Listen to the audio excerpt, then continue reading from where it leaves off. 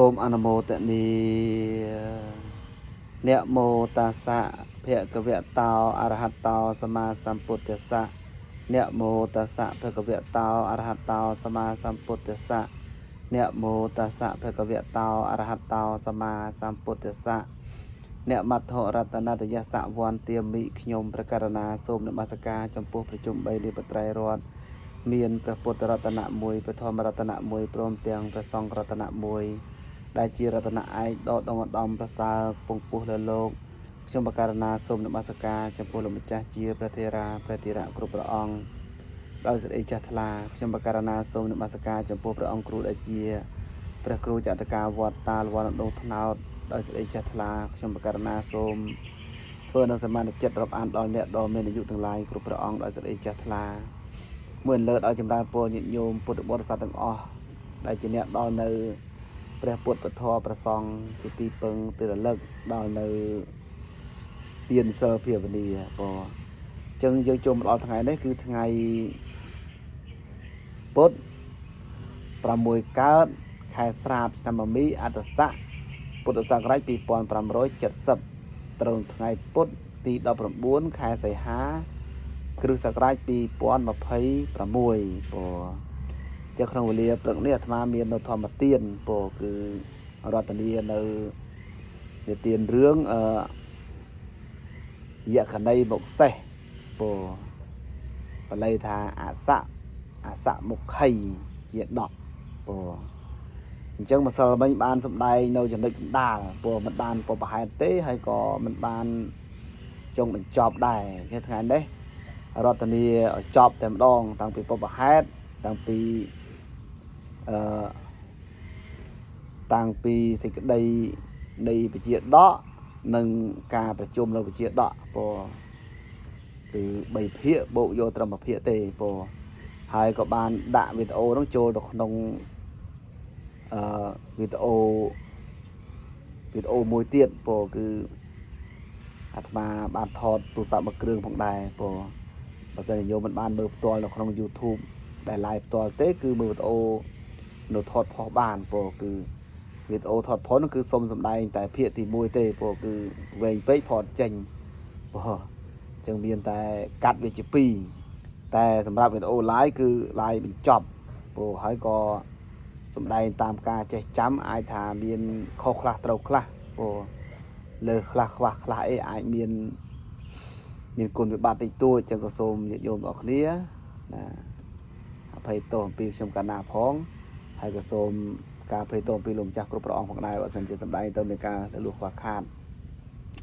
ព្រោះអញ្ចឹងបើអានរកអត្ថកថាអត់ឃើញព្រោះ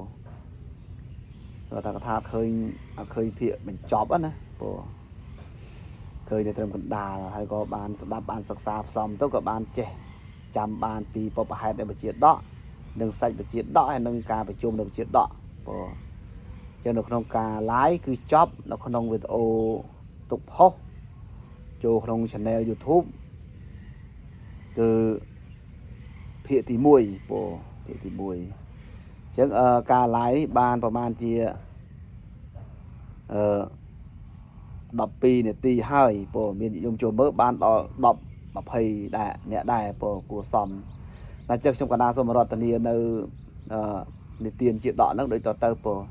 សម្ដែងតាំងពីបបហេតុមកពីការកើតឡើងនៃបបហេតុនៃជាដកណាព្រោះសម័យមួយហ្នឹងព្រះដ៏មានព្រះភិក្ខព្រះអង្គទ្រង់គង់នៅក្នុងវត្តចេតពុនជាអារាមរបស់អនាថបណ្ឌកសេដ្ឋីកសាងដើម្បីវេថ្វាយព្រះដ៏មានព្រះភិក្ខព្រោះសម័យហ្នឹងមានតកូលព្រាហ្មណ៍មួយព្រោះមានតកូលព្រាហ្មណ៍មួយហ្នឹងគឺឪពុកហ្នឹងតែងតែទៅវត្តចេតពុនព្រោះតែងតែទៅវត្តចេតពុនហ្នឹងគឺជារៀងរាល់ថ្ងៃនឹងឯងព្រោះហើយតែងតែយកកូនប្រុសមួយទៅជាមួយកូនប្រុសតូចអាយុប្រហែលជា7ឆ្នាំព្រោះគាត់ចេះទៅយកទៅរហូតដល់ពេលថ្ងៃហ្នឹងគាត់ថាសាក់មើលកូនអញមើលបើអញមិនយកកូនហ្នឹងទៅតែកូនហ្នឹងអាចរកឃើញអត់គាត់ចង់និយាយថារងថ្ងៃគាត់យកកូនគាត់ទៅតែថ្ងៃហ្នឹងគាត់យកទៅទេ chả mơ ta cô nâng ai rô còn khơi nhỏ còn cơ thành chân chừng tấu lấy khuôn quạt ao viêng đã kích cả bắn kích cô nước bản đã tàu cái viên tam tia hay là gì cao rồi vậy tha vào vài đá nó nè mình đào tàu flow strong à nè đào tàu flow cách công là về chừng tấu có tao đo vót trên tập bồn cổ đi chung lấy khuôn cái bát phục ta bản chập đào mơ đan trên cô nắng còn dù bơ năm đào mơ đan chơi đào mơ tức hơi đã chơi ở phục đào tam đan chơi đường tử đã tam đan chơi đường tấu tao đó vót trên tập bồn nước anh khơi lộ phục của bông tại sẽ đạp thua rồi bỏ preสามารถสัมพุทธองค์วัดเจตปุนังให้ก็ปุกสัวนะสัวโกนหาโกนเปราะโกนไอ้ไม่รู้ปุกเคยปุกเมานั่งปุกมันบานปรับคนไอ้น่ะให้คนไอ้รู้ปุกเคยได้ทีน่ะบันทาปุกไอ้มาจอลโกนแม่นแต่โกนเอาโรเบิร์ตอันเชิงปุกอ่ะให้โกนก็เอาตามอันเชิงนั่นเต้าให้ก็เคยปุกนั่งไปเอาเต้าcô nâng cái che mưa đàn chơi này cái che mưa đàn chơi để đào tọt đấy á đào tốt cái tạm đàn chơi đó vào cái cả smart ấy khác cái bệnh cái viên này khác rồi âu khơi chân nè nè cô sẽ áp thua nâng từ xa mây đang mới tên bộ mây ở dụng bơi năm đó sao thấy mây này dụng bơi năm so chơi ý nào đào rô phục đào rô ấy tọt khơi hay phục men đào tròn tê phục thán á phục men đào tròn na con phục đào cái bệnh cái viên là mấy xạ mơ còn anh rô phục khơi nhót á phục anh đào cái bệnh cái viên là mấy có cô nào rô khơi này chẳng ban nè cô sẽ áp thua nó không vọt trên tập bồn nâng cả ở chào nó phải gì ta mấy đứa chát mà lấy phục đào mau mình prap phong đâu ta đào rồi ăn chơi mau tam phục tao tập bàn nó khi ở trà hay để xem sản xuất bộ ong có phong ta sắm đại thó là chập đào miên lư xô bịa thà trứng bộ mình sắm đại thôi cả ong có biên bột ở đây ca tại một ong tơ bộ mình bột đây ca thà mình đi ba sợ tương lai mấy đi bật slat men là trên đào mở đàn chơi ở phục nằng tại ở trái slat ban nằng ó số bay tại slat ở trái pích ban nằng ó để xa tại đàn chơi đã lợn đấy nằng đàn chơi là lợn đấy đó cứ việc mình phải bạ man tê của cái này khác phải cho lợn lợn cái này khác ấy cho lợn địch say anh mới khơi khác tại riêng đây xây đi tung điện chăn chết riêng đây rương đài ở trà nó cứ là tha cốt đó cà phê nấu chia bẹo bờ mà bột sạt đó nè xuống bay tại đàn chương đã lừa cá co là tha cốt rô khơi này xuống bay tại đàn chương nó lừa cá co là tha cốt rô đàn chương khơi này niềm ở trà nó nâng ban tơ chỉ được ở trà chẳng tới ban bị khô từng lai from từng nhiên từng lai rồi từng nhiều ấy bọn xuống đây nó tay tại này tiến nâng vô cứ rương mà hệ là một rừng ả xạ một hạ năng anh bồ ả xạ một khay là bài thà dạ cảnh đây bốc xe nâng bồ hay bị khổ thằng lai đang hiện dụng thằng lai rồi tận địa bọn ông ca sầm đai đó bọn ông có sầm đai đầu rừng tơ bồ bọn sầm đai thà nó không sầm mai mới nó không cô về đây xây nữa anh xây đây ba pro một tuần xạ mai nắngประบาดปุ่มโปรโมทตัวมีนแกมาให้ใส่แกมาใส่มวยแต่เชียร์สตรีสาวว้านะสตรีก็บัดจัดคือไตแต่แบบเพิ่นกันลองไปให้ได้เชียร์นั่นเองกอดเขาใบอย่างกอดเขาตีมวยนั่นกอดโปรเปียกผักสรานั่งมวยให้โปรเปียกhọนั่งมวยhỏi và bật khô trong ca mong bụi bộ bây giờ dây tam lệ riêng tốt cứ phật xa mùi phật xa chia hai ti tăng này sẽ phải mát đó nè bộ rồi dương trầm trâu về trầm trâu cứ ở phật xa tê dây còn mình sâu của họ và mát còn sâu và mát tại ba là tức đồ này say máu nè không được khám bớt được số thà សុរាមេរយៈមជ្ជបមាតឋានាវេរៈមនីចេតនាជាហេតុចេតនាជាហេតុតបទៀតសុរាមេរយៈមជ្ជបមាតឋានាវេរៈមនីចេតនា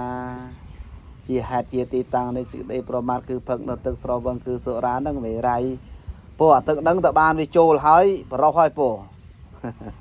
គេថាបដូរនិស័យណាពោនិស័យអ្នកមានសិលក៏លែងមានហេរិអតបៈក៏លែងមាន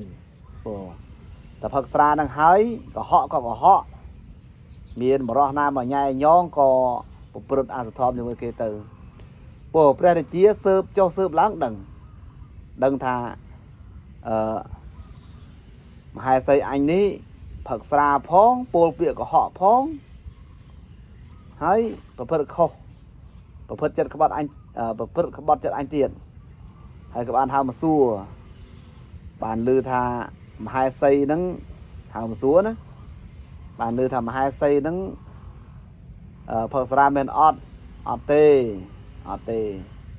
ទូមគុំបានផឹកឯណាតែស្វាមីធ្វើដល់ប្រពន្ធស្ដាច់ឯនៅចេះលួចផឹកស្រាទេណាព្រោះថាបានផឹកទេចុះឮថាមហេសីចិត្តក្បត់ចិត្តយើងមែនទេទៅអប់រំជាមួយប្រុសដតី